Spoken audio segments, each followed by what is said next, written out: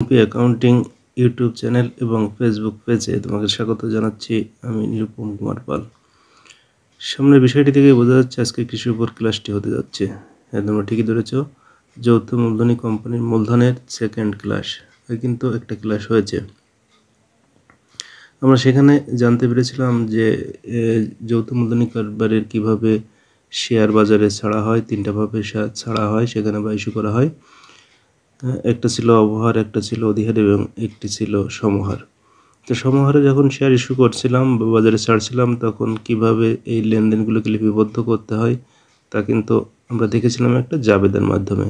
শুধু জাবেদায় লিপিবদ্ধ করলে কিন্তু শেষ হয় না। তো দেখা যাক, দেখি আরও একটা বিষয় কিন্তু আমাদের সামনে আসবে। হ্যাঁ, জাবেদায় যখন লিপিবদ্ধ শেষ হলো তখন কিন্তু একটা ব্যাংক হিসাব প্রস্তুত করতে হয়। কী হিসাব? একটা ব্যাংক হিসাব প্রস্তুত করতে হয়। জাবেদায় যেভাবে লিখছিলাম ঠিক সেই আঙ্গিকে, মানে সেই উদ্ধৃতগুলো থেকে কিন্তু একটা ব্যাংক হিসাব প্রস্তুত করতে হবে। দেখো, ব্যাংক হিসাবে একটা চক কিন্তু চলে আসছে। ব্যাংক হিসাব বলতে এখানে খতিয়ান, ব্যাংক হিসাব বলতে এখানে বোঝাচ্ছে একটি খতিয়ান হিসাব প্রস্তুত করা। তা খতিয়ান হিসাব আমরা কীভাবে করতে হয় তা কিন্তু আমরা দেখেছি। বাম পাশে আছে দেখো তারিখ, এখানে তারিখের একটা ঘর আছে, একটু দেখাই। হ্যাঁ, এখানে দেখো তারিখ। এরপর আছে বিবরণ। বিবরণ বলতে এখানে কোনটাকে ডেবিট করেছিলাম, কোনটা ক্রেডিট করেছিলাম।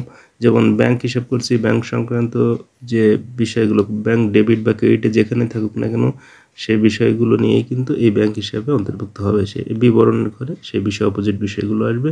তারপর আছে কি জাবেদা পৃষ্ঠা। এরপর আছে ডেবিট টাকা, ক্রেডিট টাকা এবং একটা আছে ব্যালেন্স বা জের। ব্যালেন্স বা জেরের আবার দুইটা আছে, ডেবিট টাকা এবং ক্রেডিট টাকা। যেটাই ব্যালেন্স উদ্ধৃত প্রকাশ করুক সেটাই কিন্তু আমাদেরকে হবে। তো এখানে আসা যাক যে আসলে কীভাবে আমরা করেছিলাম দেখি একটু। যখন শেয়ার আবেদনটাকে পেয়েছিলাম তখন আমরা লিখেছিলাম কি, ব্যাংক হিসাব ডেবিট, শেয়ার আবেদন হিসাব ক্রেডিট। তাহলে এই শেয়ার আবেদনের সেই টাকাটাই কিন্তু এখানে, যেহেতু ব্যাংক হিসাব ডেবিট ছিল তাই ডেবিট দিকে বসাতে হবে। ক্লিয়ার তো? আচ্ছা, এবার দেখা যাক যে অতিরিক্ত আবেদনের টাকা পেয়েছিলাম আমরা কিছু, সে ওই দিনের টাকা কিন্তু ফেরত দিয়েওছিলাম। ফেরত দিলে কি হয়, ব্যাংক হিসাবকে ক্রেডিট করতে হয়। তাই দেখো এখানে শেয়ার আবেদন হিসাব লেখে ক্রেডিট দিকে টাকাটা পড়ছে। এই দেখো এখানে ক্রেডিট দিকে টাকাটা কোথায় পড়ছে একটু খেয়াল করো। টাকাটা কিন্তু ক্রেডিট দিকে পড়ছে, টাকাটা কিন্তু ক্রেডিট দিকে পড়ছে। দেখছো, টাকাটা পড়ছে ক্রেডিট দিকে। তাহলে ডেবিট দিকের যে ব্যালেন্স ছিল সেখান থেকে মাইনাস হয়ে বাকি টাকাটা এখানে আসবে। এছাড়া আরও যদি অন্য কোনো বিষয় থাকে, যেমন অবলোকিত কমিশন, ব্যাংক চার্জ, এগুলো কিন্তু ক্রেডিট করতে হয়। এগুলোর জন্য ব্যাংকের থেকে টাকা কেটে নেয়, তাই ব্যাংকে ক্রেডিট করতে হয়। দেখো ক্রেডিট সাইডে বসছে এবং বাদ বাকি দিয়ে বাকি ব্যালেন্সটাই কিন্তু আবার ডেবিট দিকে হয়েছে। ব্যাংক হিসেবে ব্যালেন্স কিন্তু সবসময় ডেবিট দিকেই প্রকাশ করে বা ডেবিট উদ্ধৃত হয় যদি ব্যাংক জমাতিরিক্ত না হয়। তো এসব ক্ষেত্রে ব্যাংক জমাতিরিক্ত হওয়ার কোনো সুযোগ নাই। এটা হচ্ছে ব্যাংকের উদ্ধৃতই থাকে এবং ব্যাংকের ডেবিট সাইডকেই প্রকাশ করে, অর্থাৎ ব্যাংকের ব্যালেন্সটাই হবে, এটাই বোঝাচ্ছে। তাহলে যে কয়টা এন্ট্রি আমার ছিল জাবেদা এবং খতিয়ানে দেখছিলাম বা জাবেদায় দেখছিলাম, সেখানে খতিয়ানে পোস্টিং দেওয়ার পরে কিন্তু একটা ব্যাংকের একটা ব্যালেন্স আসবে। এটা কিন্তু আমাদের খতিয়ান হিসাব করার মাধ্যমেই করতে হবে। ক্লিয়ার তো এই পর্যন্ত? ওকে, দেখা যাক এরপরে আর কি করার প্রয়োজন আছে।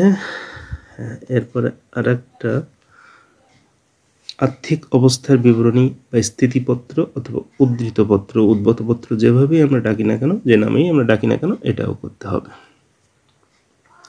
আচ্ছা, দেখা যাক এখানে কি আসে। আমরা জানি যে আর্থিক অবস্থার বিবরণীতে সাধারণত দুইটা সাইড থাকে বা দুই ধরনের আইটেম এখানে থাকে। একটা হচ্ছে সম্পদ আর একটা হচ্ছে দায় এবং মালিকানা সত্ত্ব।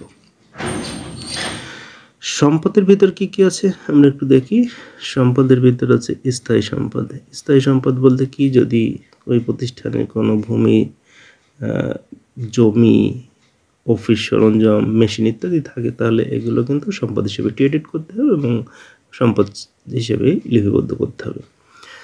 চলতি সম্পদের ভিতর কি আছে একটু খেয়াল করো। চলতি সম্পদের ভিতর আছে, একটু আগেই কিন্তু আমরা যেটা করেছিলাম জাস্ট ব্যাংক হিসাব করেছিলাম না আমরা, সেই ব্যাংক হিসাবে সেই ব্যালেন্সটাই কিন্তু এখানে যাবে, সেম ব্যালেন্সটাই এখানে যাবে।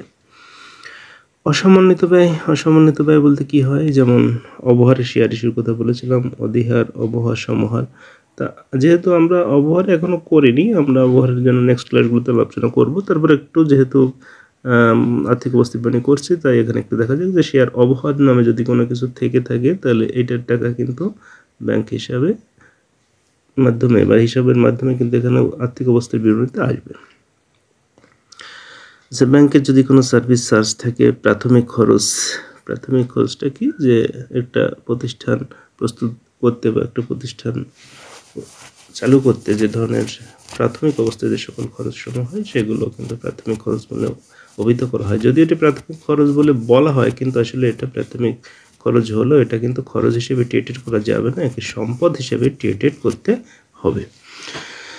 তাহলে এই হচ্ছে সম্পদ। আমরা কিন্তু সম্পদগুলো মোটামুটিভাবে দেখতে পেলাম আস্তে আস্তে, যে স্থায়ী সম্পত্তি থাকতে পারে, চলতি সম্পদ যেমন ব্যাংক হিসাবটা করে আসছিলাম, শেয়ার অবহার থাকতে পারে, অবলেখকের কমিশন থাকতে পারে, ব্যাংক কমিশন থাকতে পারে, প্রাথমিক খরচ থাকতে পারে, ইত্যাদি ইত্যাদি। যদি কোনো সম্পদ থাকে সেগুলো কিন্তু এখানে আসবে। এই সবগুলো যোগ করলে কি হচ্ছে, মোট সম্পদ। এই যে মোট সম্পদ, একটু খেয়াল করো, মোট সম্পদ কিন্তু আমরা পেয়ে গেছি। এরপর আসলে যাক শেয়ার হোল্ডারদের সত্ত্ব এবং দায় সমূহ কী কী থাকতে পারে। একটা হচ্ছে অনুমোদিত মূলধন। অনুমোদিত মূলধন বলতে কি, একটা কোম্পানি যখন যে কয়টি শেয়ার নিয়ে গঠিত হয় সেই কয়টা শেয়ারকেই বলা হয় কিন্তু, বা মোট শেয়ারকেই বলা হয় কিন্তু তার অনুমোদিত মূলধন।